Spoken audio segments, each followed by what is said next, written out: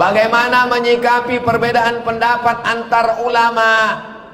Kalau pendapat itu masih dalam koridor Ahlus Sunnah wal Jamaah, antara mazhab Maliki dengan Hanafi, Hanafi dengan Hambali, Hambali dengan Syafi'i, maka semuanya masih Ahlus Sunnah wal Jamaah. Bismillahirrahmanirrahim, mazhab Syafi'i. Sedangkan mazhab Hanafi dengan Hambali, bismillah nyesir. Alhamdulillahirabbil alamin. Sedangkan mazhab Maliki tidak pakai bismillah, langsung alhamdulillah. Allahu akbar. Alhamdulillahirabbil alamin. Tapi kalau di masyarakat itu mazhabnya Syafi'i, maka kita tidak boleh mazhab lain kita bawa, karena dikhawatirkan akan menimbulkan fitnah. Imam Masjidil Haram namanya Syekh Abdurrahman Sudais, mazhabnya Hambali. Kalau dia imam di Masjidil Haram, bismillah nyesir. Alhamdulillahirabbil alamin, arrahmanirrahim. Tapi begitu beliau diminta jadi imam di Masjid Istiqlal, apa yang terjadi? Syekh Abdurrahman Sudais membaca bismillah jahar. Bismillahirrahmanirrahim. Heran semua orang, kenapa Syekh Abdurrahman Sudais mazhabnya Hambali di Istiqlal dia baca jahar? Karena dia tahu bahwa orang di Asia Tenggara mayoritasnya bermazhab Syafi'i. Kenapa tadi Ustaz Somad tidak mau jadi imam? Tak bisa rupanya Ustaz Abdul Somad jadi imam? Bisa. Bismillahirrahmanirrahim. Bisa. Kenapa Ustaz tidak mau maju ke depan? Saya tak tahu masjid ini bismillah nyesir atau jahat. Saya takut kehadiran saya merusak ukhuwah di antara. Maka saya serahkan. Ustaz maju ke depan. Maju imam. Subuh tadi Ustaz jadi imam, ya. Di rumah saya, di pondok saya jadi imam. Subuh tadi, saya kalau jadi imam subuh pakai kunut. Allahumma dina fi man hadait, wa afina fi man afait. Mazhab Syafi'i. Tapi kalau kita pergi ke India, Pakistan, Bangladesh, Turki, mazhabnya Hanafi. Mazhab Hanafi tidak pakai kunut. Kenapa di Masjidil Haram, Masjid Nabawi tak ada kunut? Karena sejak revolusi King Abdul Aziz 1924, Saudi Arabia memakai mazhab Hambali. Hambali tidak pakai kunut.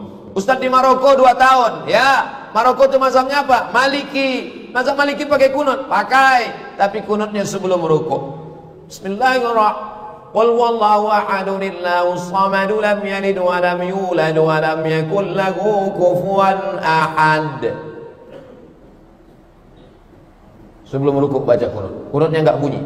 Kunut silent. Nah, setelah baca kunut baru rukuk. Setelah rukuk i'tidal, baca kunut. Itu mazhab Syafi'i. Yang paling tua Hanafi, nomor 2 Maliki, nomor 3 Syafi'i, nomor 4 Hambali.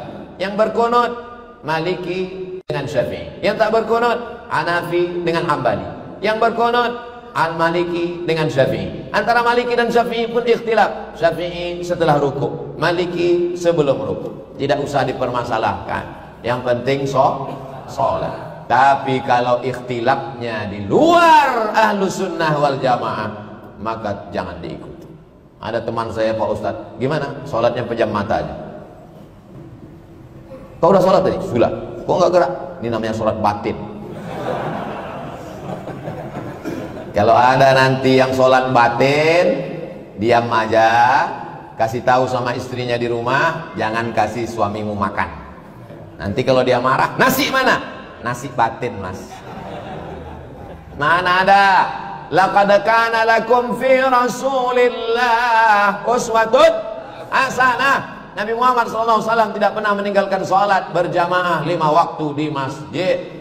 Nabi sakit hari Rabu, meninggal hari Senin. Sakit kerasnya hari Rabu, disiram pakai air 5 kirbah. Kirbah adalah kulit kambing yang dijahit, diisi dengan air, disiramkan. Nabi terbangun. Ketika Nabi terbangun, apa katanya? Bawa aku ke masjid, mau sholat berjamaah. Dibopong, dipapah. Sebelah kanan Sayyidina Ali, sebelah kiri Fadl bin Abbas. Abbas membawa, kakinya menyeret demi untuk sholat berjamaah. Kenapa sekarang orang tidak sholat berjamaah? Alhamdulillah masjid kita melimpah ruah hari Jumat. Kalau jadi penceramah, jangan angkat-angkat bangkit-bangkit khilafiyah. Kalau mau membahas khilafiyah, bahas menurut 4 mazhab. Dari maghrib ke isya, pembahasan kita malam ini adalah tentang masalah wudu, perbedaan wudu Hanafi, Maliki, Hambali, Syafi'i. Jangan satu mazhab diangkat, yang satu mazhab dikatakan bid'ah, wa kullu bid'atin dhalalah, wa kullu dhalalatin finnar. Ini masalah khilafiyah. Maulid Nabi khilafiyah. Kata Imam Ibnu Hajar Al-Asqalani ada dalilnya. Kata Imam Jalaluddin Abdurrahman As-Suyuti ada dalilnya. Jangan mentang-mentang kau punya guru mengatakan tidak ada maulid lalu kau katakan semua orang yang maulid masuk neraka jahanam. Jangan bangkit masalah khilafiyah. Kalau mau membahas khilafiyah, sebutkan menurut semua mazhab.